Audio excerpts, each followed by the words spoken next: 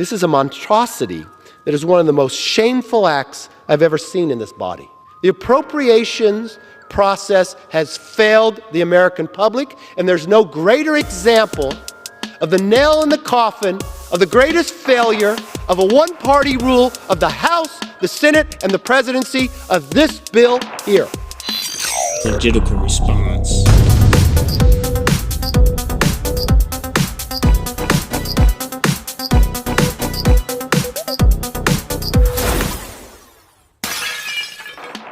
What's up, everybody? Thanks for tuning in. This is Logistical Response, a little show I put together to kind of highlight some of the inner workings of what's going on in the government right now, because some of the congressmen and politicians, they seem to be wanting to help the people. They seem to be there to represent us, but they not. They establishment career politicians that ain't doing anything for us, so that's what I'm here for, is to highlight those people and show exactly what they doing or what they not doing. Now, this video is a little bit different. This is a speech coming from Kevin McCarthy, who is about to be the next Speaker of the House. And like I said, I don't particularly care for career politicians too much, but his speech is making a whole lot of sense, and it needs to get out there. People need to hear of what's about to happen in Congress, because the Republicans now have the House, so there's a lot of changes about to be made, and I think we're going to be moving in a better direction. So let's roll the clip. Check this out. Thank you, Mr. Speaker. We're 2 days away from Christmas. The Christmas season is the season of giving, but in Congress it appears the season of giving will line the pockets of Democrats' special interests and stick the hardworking Americans with the tab. That's what this omnibus does. But as I listen to this debate, Mr. Speaker, I listen to the other side. My friend says, no, it's the Democrats who have put people before politics. Well, let's look, because that's what they say this omnibus does for them. Well, first, guess how many pages? Over 4,000 of pet projects, pork, and progressive priorities. Guess how much it costs? They'll say, oh, about 1.7 trillion. But if you really add it all up and you add the PAYGO and the other things that they've done before, we're talking more than 2 trillion, because the people need to borrow more of that. That's really looking out for them. Guess who wrote it? Well, 2 retiring senators who face no accountability from the voters again. Now, they probably really cared about the people. They cared so much about the people that Senator Leahy gets numerous projects named after himself, because the people wanted that. You know who requested that? Just one person, so you don't have to use plural. No people, just Leahy. Oh, Shelby gets something named after him too. Oh, Speaker Pelosi. She gets a couple things named after her, because the people are more important than the politics, because that's what the people of America want right now. Guess when it was made public so the people would know how hard the Democrats worked for them? Well, it was in the dead of night at 2 a.m. on Tuesday before Christmas. The Democrats care so much about the people that they're home with the people and not here to read the bill or even vote on it. I'm not sure you don't put a medal in here for the people who don't show up for work, because they care so much. This is a monstrosity that is one of the most shameful acts I've ever seen in this body. The appropriations process has failed the American public, and there's no greater example of the nail in the coffin of the greatest failure of a one-party rule of the House, the Senate, and the presidency of this bill here. You controlled it all. Mr. Speaker, I just heard him brag about how great the Rules Committee is. They're so great because they care about the people. They care so much about the people, they never did their work. The Senate didn't pass one appropriation bill. Not one, so that people could read it or have debate.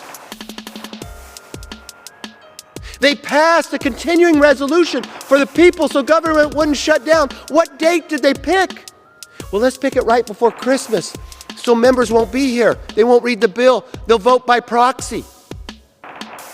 They care so much about the people, they created a system to control the floor, where they have all the votes in their back pocket.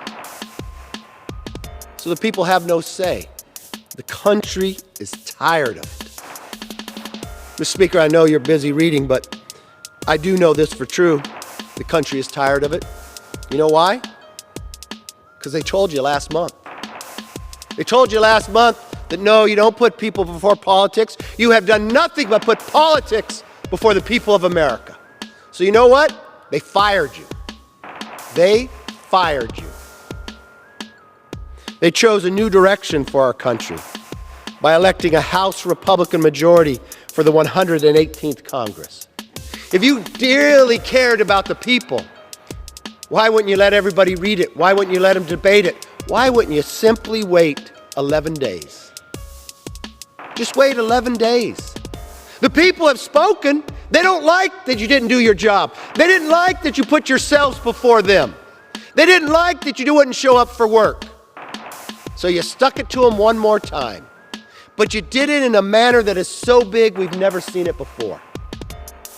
11 days, this current debate isn't just about bad policy. It's a slap in the face to every American that voted. Which raises the question, what exactly are we voting on? I'll guarantee you not a single member that will vote yes can tell you everything that is in it because no one has had the time to read it. Maybe my good friend on the Rules Committee, Mr. Speaker, he might be at the groundbreaking for Elizabeth Warren's new $3 million swimming pool in Massachusetts. Because that's what America needs to borrow money on right now. Because that's putting people before politics. I don't know if you're going to go to the Leahy Center that he requested. It never went before the committee. It never went before the people. But you know best, Mr. Speaker. You knew the people really wanted it, even did they request it. Because Leahy requested it, and he'll never have to stand before the people again. Yeah, so he's just given basically a complete dress down here. Now, this was quite a long speech. It was about 25 minutes. I broke it up into 4 parts, so this is part 1. But yeah, he's dressing them down real thoroughly, like getting them out of there. Look, hey, that's not what the American people wanted.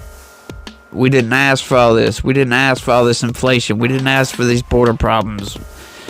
But the Democrats having control of the House, control of the Senate, and the presidency, they just completely came in with a wrecking ball and wrecked everything, it seems like. And it's showing. High gas prices, inflation's out of control. I mean, we pumping money out like we got shot with a 12 gauge at close point. It's crazy, and we can't take too much more of this stuff. It's getting old. It's getting old fast, and something needs to change, and I believe we're about to see that change. Everything's going to be good. Hopefully, they're going to turn this thing around, and we're going to be doing some good with this, but, you know, it remains to be seen. Like I said, there's a lot of career politicians in Washington right now, and career politicians, they're not putting people before politics, like he was saying. They put politics before people. That's how we get this rampant inflation like we got. It's just crazy, so let's hope for the best. But that's all I got for this one. Thanks for watching. Be positive. Peace.